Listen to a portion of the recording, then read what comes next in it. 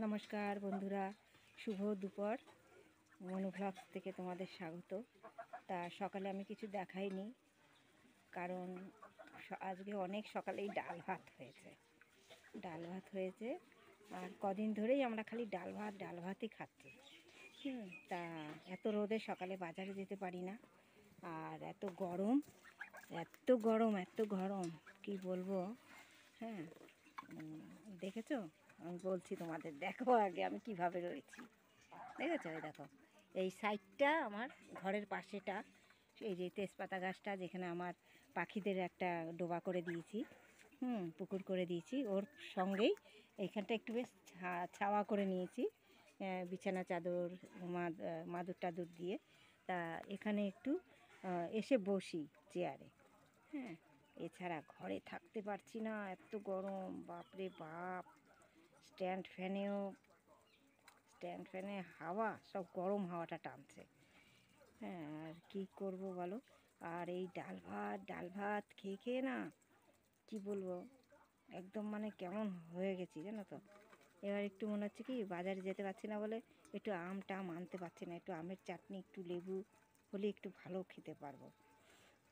আর এই বিয়েবাড়ি খেয়ে না পুরো একদম পেটটাও আমাদের সকলেরই পেটটা নরম করেছিল। তা সেই থেকেই আমরা ডাল ভাত খাচ্ছি। তা আজকে প্রায় মঙ্গলবারে গেছে লাস্ট বউ ভাত, বৃহস্পতি শুক্র শনি রবি হয়ে গেল, আজকে কী বার, আজকে বৃহস্পতিবার। তো বেশ কদিনই তো হয়ে গেল, একভাবেই আমরা যাই হোক ওই নিরামিষই খাচ্ছি, ডাল ভাত। তা আজকে একটু বাজারে যাব, দেখি যদি মাছ পাই একটু মাছ নিয়ে আসবো, ঝিঙা নিয়ে আসবো, একটু ঝিঙা দিয়ে একটু হালকা পাতলা ঝোল করব। তা মেয়ে খালি জল ভাত আলু মাখা নিয়ে গেছে, খালি কদিন ধরেই এরমই চলছে, আলু মাখা আর জল। টিফিনে খাবে আলু মাখা দিয়ে, আর দুপুরে খাবে লঙ্কা আর একটুখানি জল ঢেলে লেবু দিয়ে চটকিয়ে ভাত খাবে। ওরও খুবই অবস্থা খারাপ ছিল, ওর ওষুধ খেতে হয়েছে, আমরা ওষুধ খাইনি। তা যাই হোক, আর এখন আমি এই বসে আছি বাইরে, স্নান করে আসলাম, দেরি করেই করলাম, কারণ এত গরম।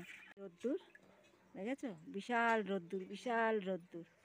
আমার এই ফুল গাছ, লঙ্কা গাছ সব আজকে একটু জল দিতে হবে, এই যে পাইপটা দিয়েই আজকে একটু জল দেব। টানতে তো হচ্ছে না, মেশিনের সাহায্যে একটু আমার বালতিটা ভরে দিতে হচ্ছে আসলে। তা দেখো, ওরা এই যে ঘাস খেয়েছে, আর ওখানেও গামলাতে এই যে আছে, ওদের জন্য একটু খাবার আনতে হবে। ফিড খাওয়ানো হচ্ছে না অনেক দিন ধরেই, প্রায় 1 মাস হয়ে গেল ওদের দেওয়া হচ্ছে না। ফিড খাওয়ালে আর একটু বড় হয়ে যেত। ওই যে এখন নেমেছে, খালি জলেই থাকছে বেশি, মানে এত গরম ওরা সহ্য করতে পারছে না। এমনি শুনেছি হাঁসের নাকি, রাজহাঁসের 130 ডিগ্রি ওদের শরীরের তাপমাত্রা। তা আমার এসব জানা ছিল না, একজন পশুর ডাক্তার সে আর কি বলেছে। এখন যাই হোক, তার নিশ্চয়ই অভিজ্ঞতা আছে, নাহলে সে বলবে কেন। এই খালি বুকটা ভিজাচ্ছে আর চলে আসছে, এই যে এখন আবার এই যে ঘাস খাবে। খুব ভালো জানো তো, খুব ভালো। যাই হোক, যেরকম আমি ভেবেছিলাম, বা অনেকে আমাকে বলেছে আর কিছু পাওনি বা অন্য কিছু আনোনি। হ্যাঁ দেখো, অন্য কি আনবো বলো। অন্য যে পাখি তো আর আটকে পোষা যায় না। ছাগল গরু আনবো, গরু পোষার মতন আমার জায়গা নেই এখানে, তাকে রাখতে গেলে বিশাল বড় একটা করতে হবে, ঘর করতে হবে। আমার সেরকম জায়গা নেই, সেরকম অবস্থা নেই আর কি। আর পাখি তো আমি আটকিয়ে পুষবই না, কোনো ক্রমেই না, কারণ আমরা এক সেকেন্ড আটকা থাকতে পারি না, ওদের আমি আটকিয়ে রাখবো না। কারণ সবার মনের ভাবনাটা কিন্তু আলাদাই। তা চান করেছিস বাবা? হ্যাঁ, তা বাবার তো গেছে না, আচ্ছা, বাবার হয়ে গেলে তুই করবি।